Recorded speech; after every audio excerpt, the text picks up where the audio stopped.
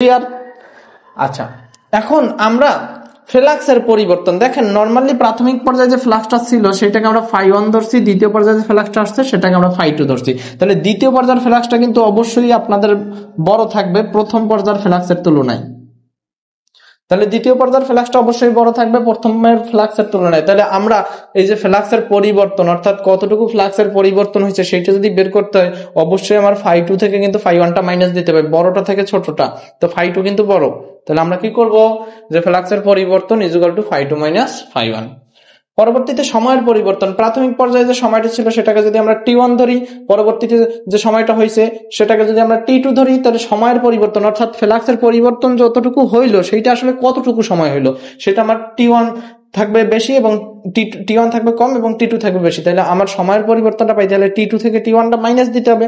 তাহলে আমরা সময়ের পরিবর্তন equal to t2 minus t1। এখন আমাদের বের করতে বলছে, আমাদের বের করার উদ্দেশ্য হবে ফ্লাক্স পরিবর্তনের হার, কারণ আমাদের বলছে ইএমএফটা ফ্লাক্স পরিবর্তনের হারের সাথে সমানুপাতিক অবস্থায় থাকবে। তাহলে ফ্লাক্স পরিবর্তনের হার যদি আমার বের করতে হয়, ফ্লাক্সের পরিবর্তনটাকে যদি সময় দ্বারা ভাগ দেয় তাহলে আমরা ফ্লাক্স পরিবর্তনের হার পাবো।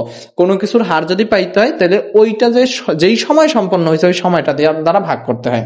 তাহলে আমার ফ্লাক্স পরিবর্তনের হার যদি পাইতে হয় তাহলে আমার কি করতে হবে, এই ফ্লাক্সের পরিবর্তন ডিভাইডেড বাই সময়ের পরিবর্তন, তাহলে আমরা ফ্লাক্স পরিবর্তনের হার পাবো।